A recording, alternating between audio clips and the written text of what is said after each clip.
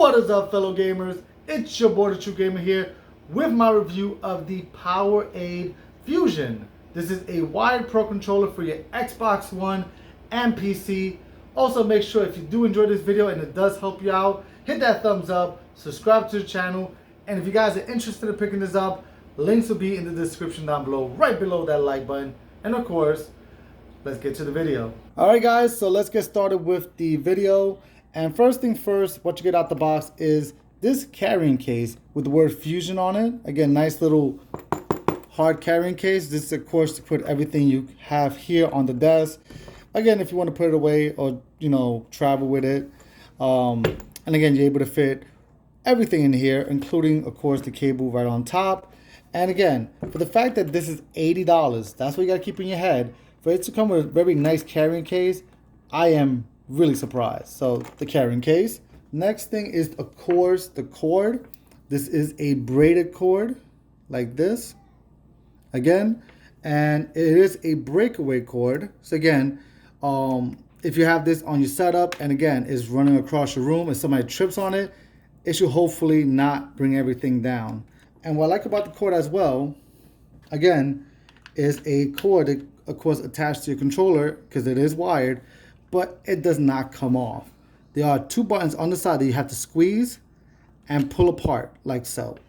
Then it does come with two additional friction rings. Again, I actually removed, it actually come with the green ones not installed and then the little silver ones installed.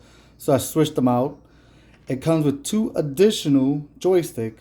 Now this one, as you could tell, has a circular aspect instead of a punch down like the typical Xbox One controllers. And again, two of them are taller. Like this is one of the tall ones, and this is one of the normal short ones. So I have one tall, one short actually installed on my controller. And then you get this little spider. This is what's going to give you the pro aspect, and I'm going to show you that in a second. Now, real quick, how you installed everything here on the controller. We're going to take a quick look. You have a 3.5mm headphone jack right back there. Then on the back, you have this. Again, you can just push up on it or push down. Yeah, there you go, push down. And then, again, very easy to install, like so. Now, again, if you do want to take it out, all you got to do is push up on this, and it comes out so easily. And if you do want to take out the faceplate, all you got to do is push down on this, and then push up, like so. Again, this will allow you to, of course, remove the joysticks pretty easily like so. Then you can take a different joystick. You just gotta make sure that is facing the right direction, like so, okay? And that's pretty much about it. That's why you could really change the joystick and the friction rings. And then you can just put that back on, and that's it. Now, if you turn this around, of course, you have the paddles. Now, the way you program it is you're going to hold on to this. This is programming. You hold it for about 3 seconds. Then whichever button, that includes press down on the L and the R3 and the L3, like so, bumpers and triggers, D-pad, or any of the buttons. So you hold the program button for 3 seconds to 4 seconds. It'll start blinking right here. You press a button and then which trigger or which paddle you want it to be. Very simple. Now you can remove the paddles if you want.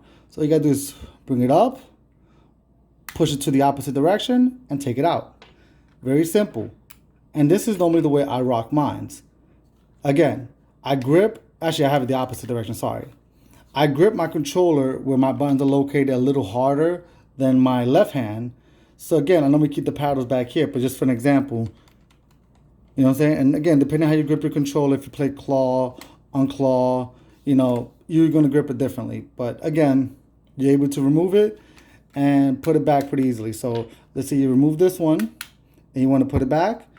Just place it, push a little forward, and bring it down. That's simple. Again, you want to be easy because this is plastic.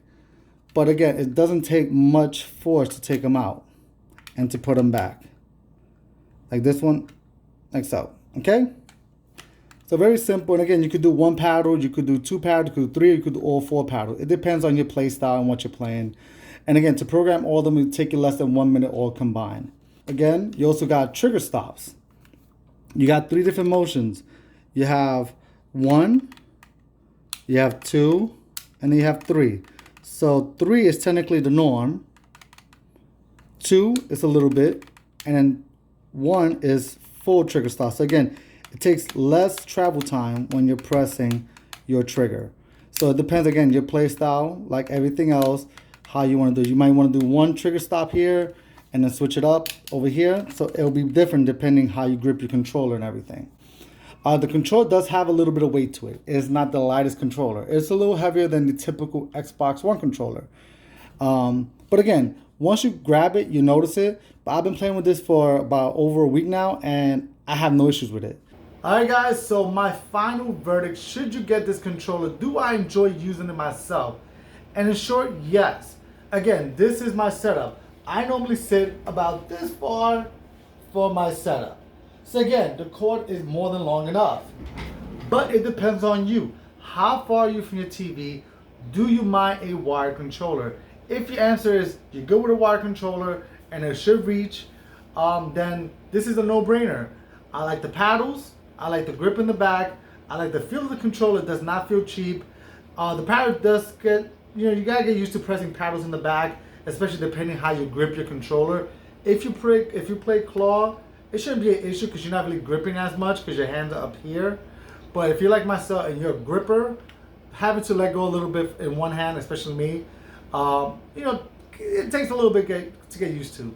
I normally use about 1 to 2 paddles on my left hand, and on my right hand, I put no paddles where my buttons are located. That's just the way I play. But again, you can mess with it. Programming this is very simple. The quality feels very nice. I mean, this is only 2 weeks in. If I get any kind of wear and tear, any issues, I'll make an updated video at that time. But for the price point, $80 plus whatever tax, so let's say roughly $90. For the feel, the paddles, the additional, lengthened joysticks, if that's what you're into, if you want something a little longer, or if you want to keep it the same, or maybe one long and one short, whatever your preference is.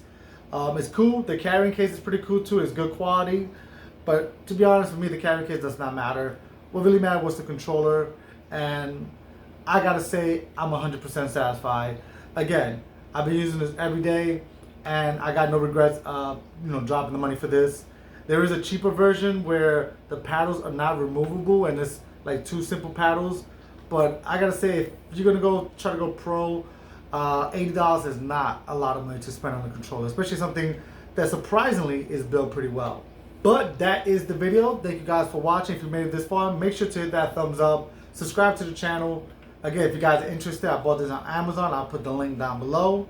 And yeah, guys, see you in that next video. Peace out.